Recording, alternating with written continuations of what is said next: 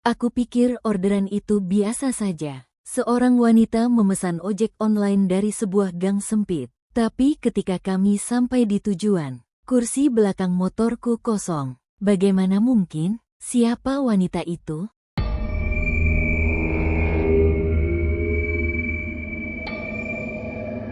Raka adalah seorang pria berusia 28 tahun yang bekerja sebagai driver ojek online di Jakarta. Ia tinggal di sebuah kontrakan kecil di pinggiran kota bersama tunangannya, Sari, seorang perempuan berusia 26 tahun yang bekerja sebagai guru TK. Raka dikenal sebagai sosok yang ramah dan pekerja keras. Ia selalu tersenyum kepada pelanggan, bahkan ketika mereka memberikan ulasan buruk atau orderan yang tidak menguntungkan. Meskipun hidupnya sederhana, Raka memiliki impian besar. Membeli rumah untuk keluarga kecilnya setelah ia menikahi Sari. Untuk mencapai tujuan itu, ia rela bekerja hingga larut malam, menerima orderan dari berbagai lokasi, termasuk daerah-daerah yang jarang disinggahi oleh driver lain karena terlalu sepi atau jauh. Namun, ada satu hal yang membuat Raka sedikit berbeda dari driver ojol lainnya. Ia percaya pada hal-hal mistis. Sejak kecil, ia sering mendengar cerita-cerita horor dari neneknya tentang makhluk halus yang berkeliaran di malam hari. Meski begitu, ia tidak pernah benar-benar takut. Baginya, cerita-cerita itu hanya mitos yang tidak perlu dipikirkan terlalu serius, setidaknya sampai malam itu tiba. Cerita dimulai pada malam yang gelap dan dingin di Jakarta. Hujan deras telah mengguyur kota sejak sore hari, membuat jalanan licin dan berlumpur. Lampu-lampu jalan berkedip-kedip, menciptakan bayangan aneh di antara genangan air. Udara terasa lebih berat dari biasanya, seolah-olah atmosfernya dipenuhi dengan energi negatif. Tanah Abang, salah satu area pusat kota yang biasanya ramai, tampak sangat sepi malam itu. Gang-gang sempit yang biasanya dipenuhi pedagang kaki lima kini kosong melompong. Hanya menyisakan suara tetesan air dari atap-atap seng yang bocor. Di sudut-sudut jalan, beberapa lampu neon berkedip lemah, menciptakan suasana yang suram dan mencekam. Raka baru saja menyelesaikan pesanan kelima hari itu di sebuah minimarket di daerah Menteng. Ia memutuskan untuk menerima satu order lagi sebelum pulang ke rumahnya di pinggiran kota. Namun, ketika ia membuka aplikasi ojek online, ia melihat bahwa orderan berikutnya berasal dari sebuah gang sempit di Tanah Abang. Sebuah area yang dikenal cukup rawan, terutama pada malam hari. Pada pukul 10 malam, Raka mengendarai motornya menuju lokasi penjemputan. Jalanan semakin sepi saat ia mendekati Tanah Abang. Suara hujan yang memukul aspal menjadi satu-satunya teman dalam perjalanan itu. Ia merasa ada sesuatu yang aneh di udara, seolah-olah atmosfernya lebih dingin dan lebih sunyi daripada biasanya. Saat tiba di lokasi penjemputan, Raka melihat seorang wanita muda berdiri di bawah payung hitam. Wanita itu tampak aneh bagi Raka. Ia mengenakan jilbab biru tua yang menutupi rambutnya sepenuhnya, dan wajahnya tertunduk sehingga sulit dilihat dengan jelas. Tubuhnya tampak tegak, tanpa gerakan sama sekali, seperti patung. Wanita itu melambaikan tangan pelan, lalu mendekati motor Raka. Raka mencatat bahwa wanita itu tampak sangat tenang, bahkan terlalu tenang untuk ukuran seseorang yang berdiri di tengah hujan deras. Tidak ada jejak basah di bajunya, meskipun ia berdiri di bawah payung yang jelas-jelas bocor. "Kemana, Mbak?" tanya Raka ramah sambil mempersilakan wanita itu naik. Wanita itu tidak menjawab, ia hanya menyerahkan secarik kertas basah yang bertuliskan alamat tujuan, Jalan Anggrek No. 17 sebuah kompleks perumahan tua yang letaknya cukup jauh dari pusat kota. Raka merasa ada sesuatu yang tidak beres. Ia mencoba bertanya lagi, "Mbak, ini alamatnya benar ya? Jalan Anggrek?" Wanita itu tetap diam. Ia hanya mengangguk pelan, lalu duduk di belakang motor Raka. Ketika wanita itu duduk, Raka merasakan hawa dingin yang menusuk tulang. Meskipun cuaca malam itu tidak terlalu dingin, Ia mencoba mengabaikannya dan mulai menghidupkan mesin motor. Namun, ketika ia menoleh menggunakan spion, ia melihat wanita itu duduk dengan posisi yang sangat tegak, bahkan terlalu tegak. Wajahnya masih tertunduk, dan bayangan jilbabnya menutupi seluruh wajahnya. Tidak ada ekspresi sama sekali, seolah-olah ia bukan manusia biasa. Perjalanan dimulai dalam hening. Wanita itu duduk di belakang tanpa mengeluarkan suara. Tidak ada obrolan ringan atau bahkan suara napas. Raka mulai merasa canggung, tapi ia berusaha fokus pada jalan. Setelah beberapa menit, ia mencoba memecah keheningan dengan bertanya, "Mbak, kok diam saja? Ada masalah?" Tidak ada jawaban. Raka menoleh sekilas ke belakang menggunakan spion. Wanita itu masih duduk tegak, dengan kepala tertunduk seperti saat pertama kali masuk. Wajahnya tetap tertutup bayangan, meskipun lampu jalan sesekali menerangi mereka. Suara hujan yang memukul helm Raka semakin keras, menciptakan irama yang monoton. Namun, di balik suara itu, Raka mulai mendengar sesuatu yang aneh, seperti bisikan pelan yang tidak jelas asal-usulnya. Ia bergidik, tapi ia berusaha tetap tenang. Mungkin itu hanya imajinasinya, pikirnya. Perjalanan semakin mencekam bagi Raka. Setelah beberapa menit berlalu, suara bisikan pelan yang ia dengar sebelumnya mulai terdengar lebih jelas, meskipun tetap tidak bisa dimengerti. Suara itu seperti gumaman dalam bahasa asing, dengan nada yang berubah-ubah antara lirih dan tajam. Raka mencoba mengabaikannya, tapi suara itu semakin keras, seolah-olah berasal dari belakang motornya. Ia menoleh lagi menggunakan spion, berharap wanita itu akan memberikan penjelasan atau setidaknya menunjukkan reaksi. Namun, wanita itu tetap diam, duduk tegak tanpa gerakan apapun. Kepalanya masih tertunduk, dan wajahnya tertutup bayangan jilbab birunya. Raka merasa bulu kuduknya mulai berdiri. Ia mencoba memfokuskan pandangannya ke jalan di depan, tapi pikirannya dipenuhi oleh pertanyaan-pertanyaan. Siapa wanita ini? Mengapa dia tidak bicara? Apakah suara aneh itu benar-benar ada, atau hanya imajinasinya? Saat melewati sebuah jembatan kecil yang gelap, lampu motor Raka tiba-tiba redup. Ia mencoba memperbaiki lampu dengan mengetuknya, tapi lampu itu malah mati sepenuhnya. Seketika, suasana menjadi lebih gelap dan mencekam. Hanya suara hujan dan deru mesin motor yang terdengar di telinga Raka. Di tengah kegelapan itu, Raka merasakan sesuatu yang dingin menyentuh lehernya. Ia langsung menoleh ke belakang, berpikir bahwa wanita itu mungkin sedang mencoba berbicara atau menyentuhnya. Namun, ketika ia melihat ke belakang, wanita itu masih duduk tegak dengan posisi yang sama, tanpa gerakan apapun. "Ada apa, Mbak?" tanya Raka dengan suara gemetar. "Kenapa diam saja?" Tidak ada jawaban. Wanita itu tetap diam, seolah-olah ia tidak mendengar pertanyaan Raka. Tapi kali ini, Raka merasakan hawa dingin yang lebih menusuk. Seakan-akan ada sesuatu yang tidak wajar di belakangnya. Setelah beberapa menit perjalanan dalam kegelapan, lampu motor Raka akhirnya menyala kembali. Namun, ketika ia melihat ke depan, ia menyadari bahwa mereka telah melewati jalan Anggrek No. 17 tanpa ia sadari. Ia mencoba menghentikan motornya dan berbalik arah, tapi wanita itu tiba-tiba mengetuk pundaknya. Raka terkejut. Itu adalah pertama kalinya wanita itu menyentuhnya selama perjalanan. Ketika ia menoleh, wanita itu akhirnya mengangkat wajahnya untuk pertama kalinya. Wajahnya pucat pasi, dengan mata kosong yang tampak seperti lubang hitam tanpa dasar. Bibirnya bergerak pelan, tapi tidak ada suara yang keluar. Apa maumu?" tanya Raka dengan suara gemetar. Wanita itu tidak menjawab. Ia hanya menunjuk ke arah jalan di depan mereka. Raka mengikuti arah jarinya dan melihat sebuah rumah tua yang gelap di ujung jalan. Rumah itu tampak sangat usang, dengan pintu depan yang terbuka sedikit, seolah-olah mengundang mereka masuk. Raka merasa ada sesuatu yang tidak beres, tapi ia tidak punya pilihan lain selain melanjutkan perjalanan. Ia mengendarai motornya menuju rumah itu. Sementara wanita itu tetap duduk di belakang dengan posisi yang sama.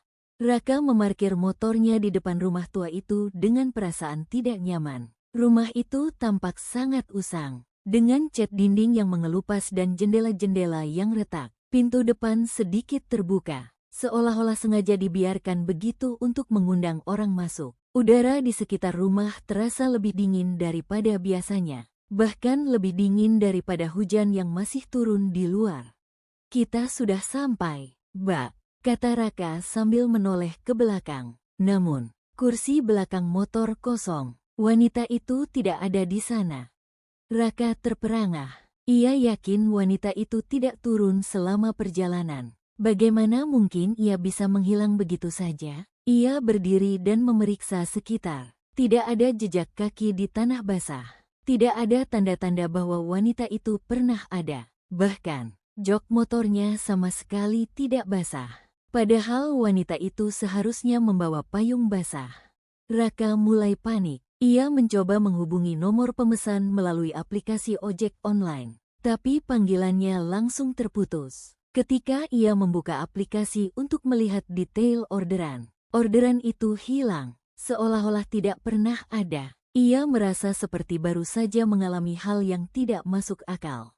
Namun, ketika ia hendak pergi meninggalkan rumah itu, ia melihat sesuatu yang aneh di pintu depan. Di ambang pintu, ada sepasang sandal wanita yang tampak sangat kuno, seperti sandal yang digunakan puluhan tahun lalu. Sandal itu tampak basah, meskipun tidak ada air yang menggenang di sekitarnya.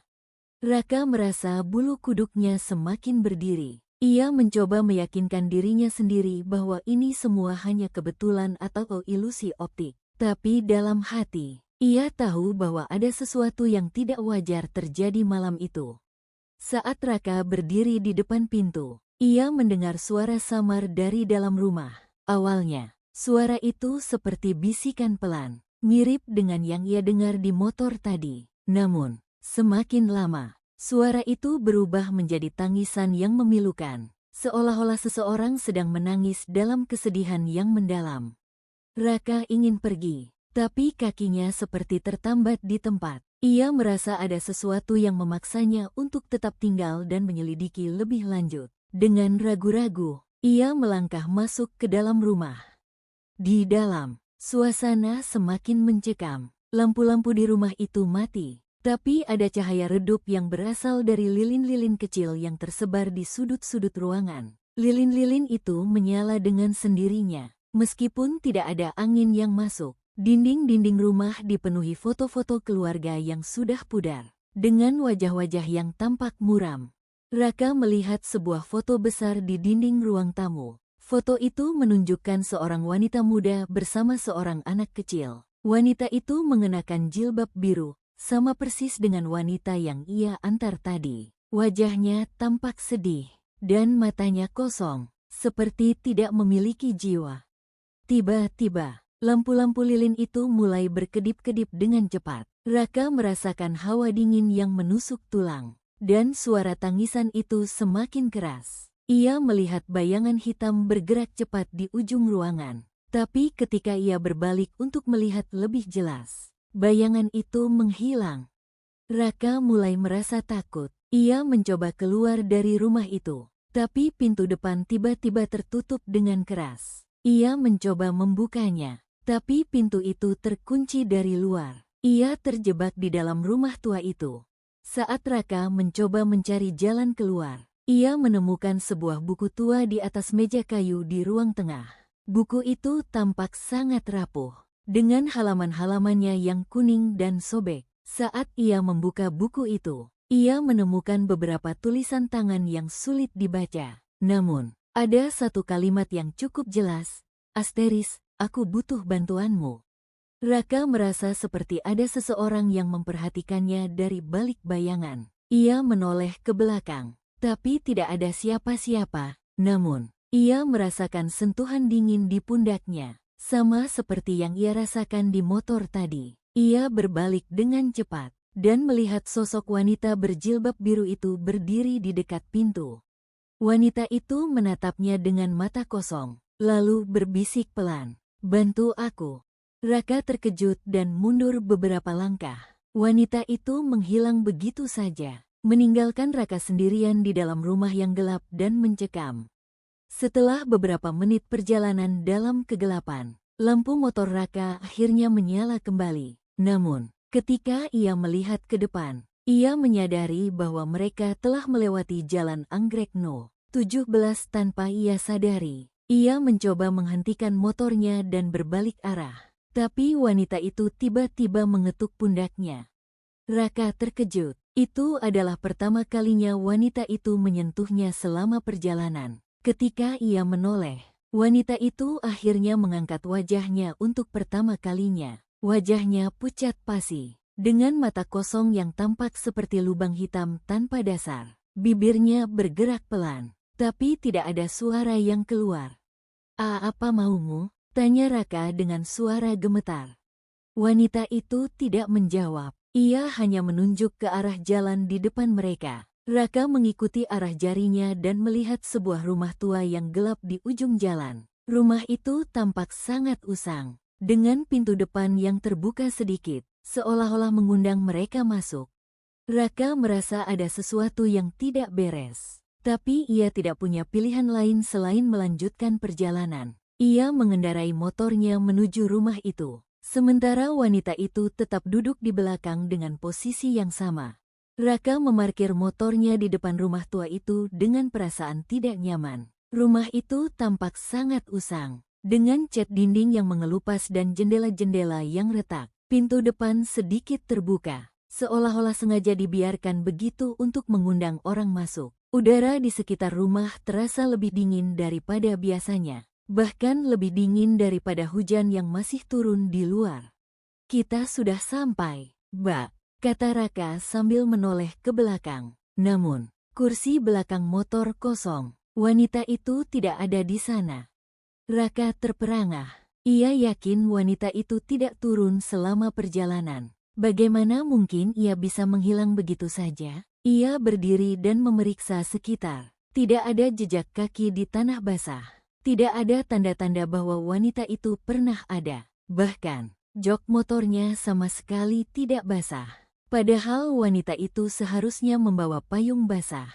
Raka mulai panik. Ia mencoba menghubungi nomor pemesan melalui aplikasi ojek online, tapi panggilannya langsung terputus. Ketika ia membuka aplikasi untuk melihat detail orderan itu hilang, seolah-olah tidak pernah ada. Ia merasa seperti baru saja mengalami hal yang tidak masuk akal.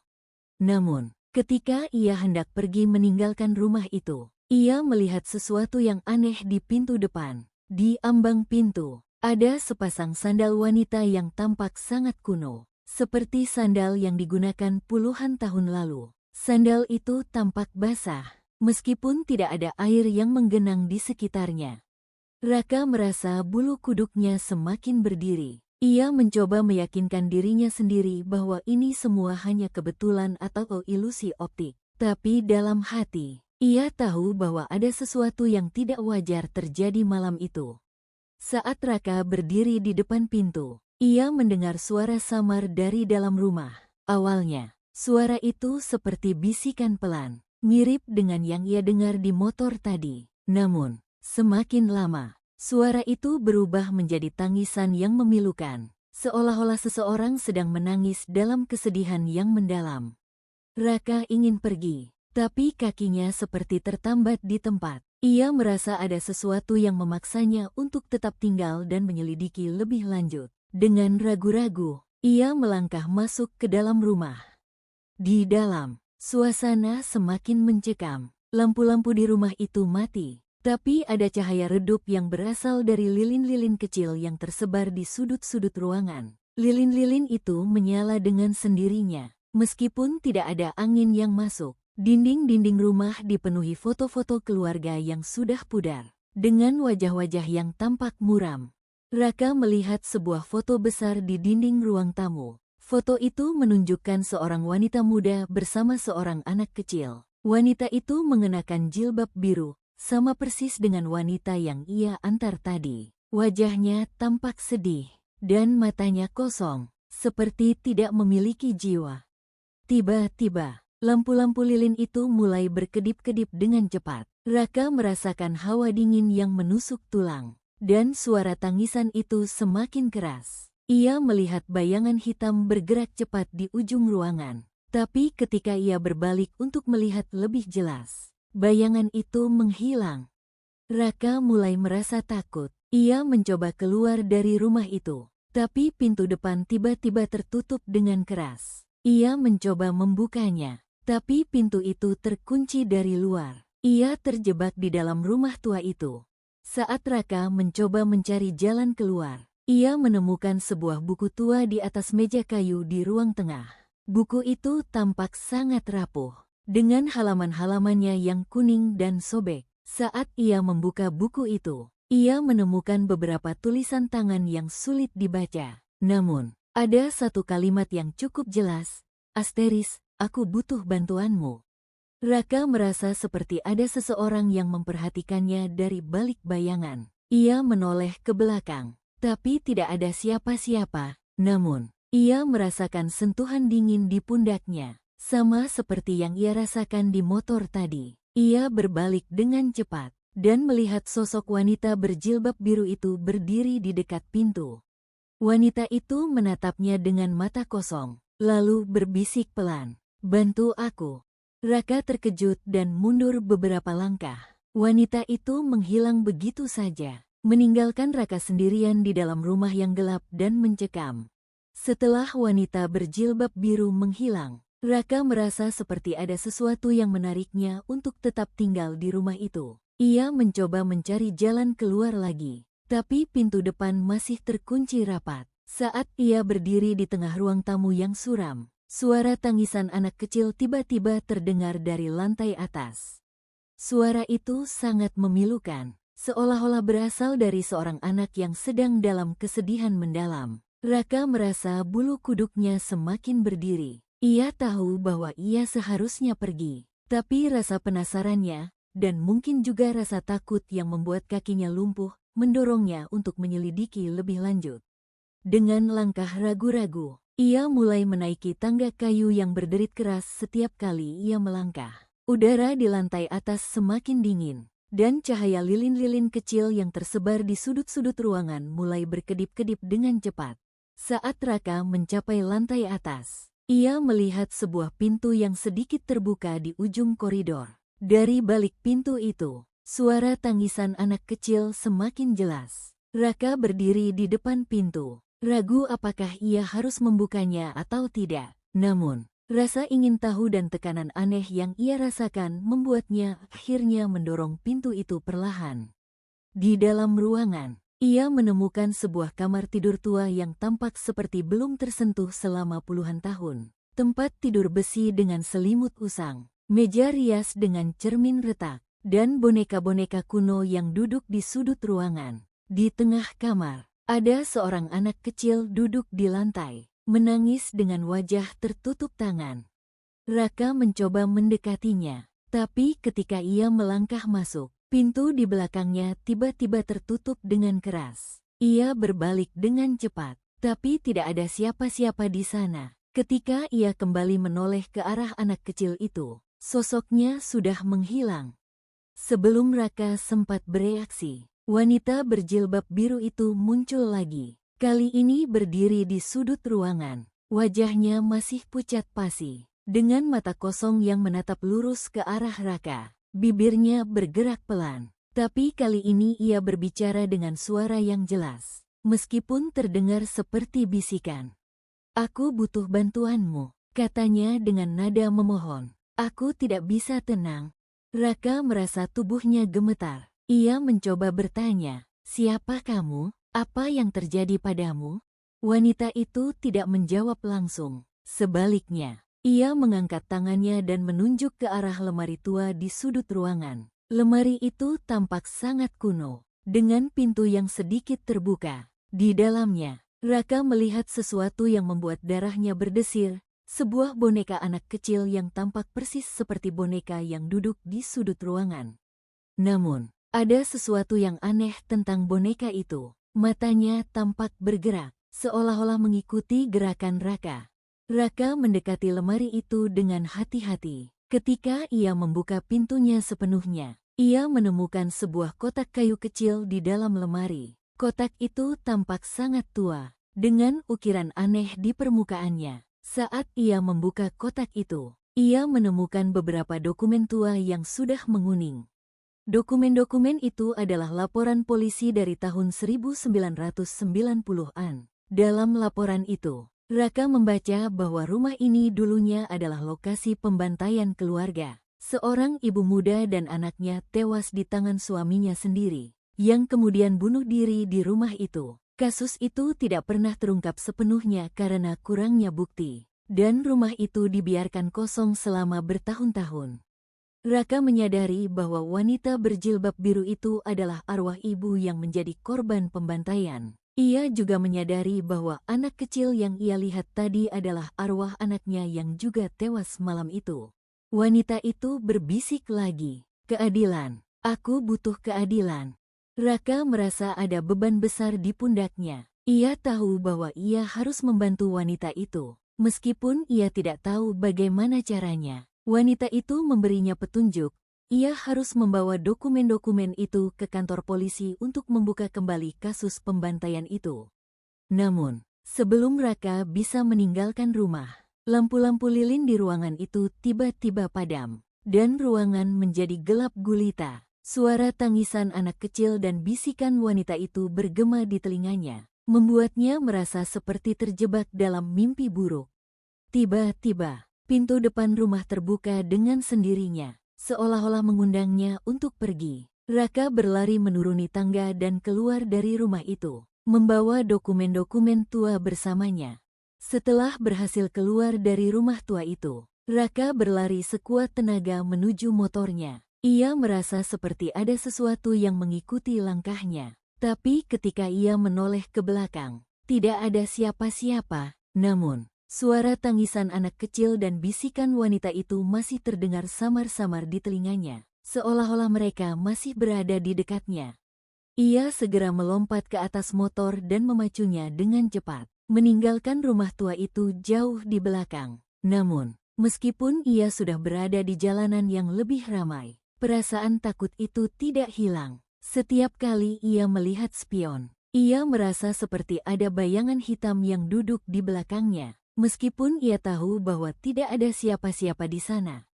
Raka mencoba menenangkan dirinya sendiri. "Ini hanya imajinasiku," katanya dalam hati. Tapi ia tahu bahwa ini bukan hal yang bisa diabaikan begitu saja. Dokumen-dokumen tua yang ia bawa di tasnya adalah bukti nyata bahwa apa yang ia alami malam itu benar-benar terjadi. Keesokan harinya, Raka memutuskan untuk berkonsultasi dengan seorang paranormal terkenal di daerahnya. Ia mendengar tentang seorang dukun bernama Pak Wayan yang sering membantu orang-orang yang mengalami gangguan makhluk halus. Meskipun awalnya ragu, Raka merasa bahwa ia tidak punya pilihan lain selain mencari bantuan spiritual. Saat ia bertemu dengan Pak Wayan, ia menceritakan semua kejadian yang dialaminya malam itu, mulai dari wanita misterius yang naik motornya hingga penemuan dokumen-dokumen tua di rumah itu. Pak Wayan mendengarkan dengan seksama, lalu mengambil napas panjang. "Kamu telah bertemu dengan arwah korban pembantaian," kata Pak Wayan dengan nada serius. "Mereka mencari keadilan, dan kamu adalah orang yang dipilih untuk membantu mereka." Pak Wayan menjelaskan bahwa arwah itu tidak akan tenang sampai kebenaran tentang pembantaian itu terungkap. Ia juga memberikan Raka beberapa jimat untuk melindungi dirinya dari gangguan makhluk halus, serta instruksi untuk membawa dokumen-dokumen itu ke kantor polisi. Raka mengikuti saran Pak Wayan dan pergi ke kantor polisi untuk melaporkan temuannya. Awalnya, para polisi skeptis terhadap ceritanya, terutama karena kasus itu sudah terjadi lebih dari 30 tahun yang lalu. Namun, ketika Raka menunjukkan dokumen-dokumen tua itu, beberapa petugas mulai tertarik. Setelah memeriksa dokumen-dokumen tersebut, polisi menemukan bahwa ada beberapa detail penting yang belum pernah diungkap sebelumnya. Misalnya, ada saksi mata yang tidak pernah dimintai keterangan pada saat itu, dan ada bukti fisik yang hilang tanpa jejak. polisi memutuskan untuk membuka kembali kasus itu. Meskipun mereka tidak yakin apakah mereka akan menemukan sesuatu yang baru, Raka merasa lega. Tapi ia tahu bahwa ini baru permulaan. Arwah wanita itu pasti akan terus menghantuinya sampai keadilan benar-benar ditegakkan. Meskipun kasus itu mulai diselidiki kembali, Raka tetap merasa seperti ada sesuatu yang mengikuti langkahnya. Setiap kali ia bekerja malam hari, ia sering melihat bayangan hitam di spion motornya. Kadang-kadang, ia mendengar suara bisikan pelan atau tangisan anak kecil di tengah keheningan malam.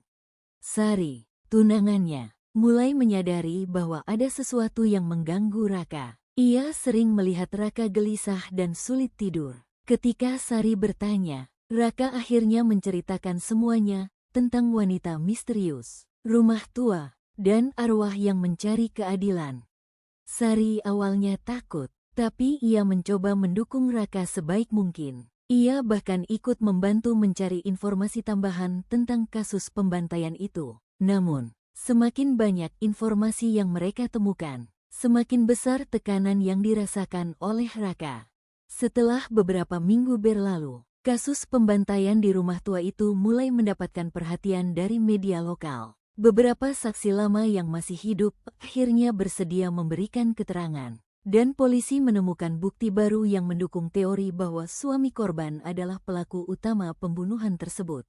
Namun, meskipun ada kemajuan dalam penyelidikan, Raka tetap merasa seperti arwah wanita itu belum sepenuhnya tenang. Ia sering bermimpi buruk tentang wanita berjilbab biru dan anak kecil itu, yang terus memohon keadilan. Suara tangisan dan bisikan pelan juga masih menghantui malam-malamnya. Pak Wayan, paranormal yang membantu Raka sebelumnya, menyarankan agar ia melakukan ritual pembersihan di rumah tua itu untuk menenangkan arwah mereka. Ini satu-satunya cara agar mereka bisa pergi dengan damai, kata Pak Wayan. Raka setuju. Meskipun ia merasa takut, ia tahu bahwa ini adalah tanggung jawabnya untuk menyelesaikan apa yang telah dimulai. Raka dan Pak Wayan mempersiapkan ritual di tengah malam. Waktu ketika energi gaib dipercaya paling kuat, mereka membawa lilin putih, dupa, air suci, serta mantra-mantra kuno yang akan dibacakan selama ritual. Sari, meskipun awalnya ragu, memutuskan untuk ikut serta karena ia ingin mendukung Raka. Ketika mereka tiba di rumah tua itu, suasana terasa sangat mencekam. Udara dingin menusuk tulang, dan lampu-lampu lilin yang mereka nyalakan berkedip-kedip dengan cepat. Raka merasakan hawa negatif yang kuat, seolah-olah rumah itu tidak menyukai kehadiran mereka.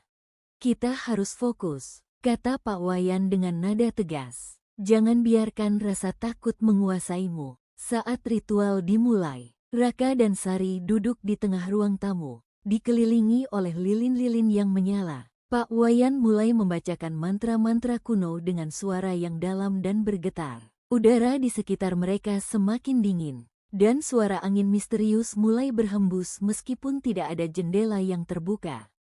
Tiba-tiba, wanita berjilbab biru itu muncul di depan mereka. Wajahnya masih pucat, tapi kali ini matanya dipenuhi air mata. Di belakangnya, anak kecil itu juga muncul, memegang tangan ibunya dengan erat. Keduanya tampak seperti sedang menderita, tapi ada ekspresi harapan di wajah mereka. Aku butuh bantuanmu, bisik wanita itu lagi, kali ini dengan nada lebih lembut. Pak Wayan melanjutkan mantra-mantranya, dan perlahan-lahan, sosok wanita dan anak itu mulai memudar. Mereka menatap Raka dan Sari dengan pandangan penuh rasa syukur, seolah-olah mereka akhirnya merasa lega. Beberapa hari setelah ritual, polisi akhirnya berhasil menemukan bukti kuat yang mengungkap pelaku pembantaian itu. Meskipun pelaku, suami korban, telah bunuh diri bertahun-tahun lalu, kasus itu akhirnya ditutup dengan keadilan bagi korban. Dokumen-dokumen yang ditemukan Raka menjadi kunci utama dalam penyelidikan ini.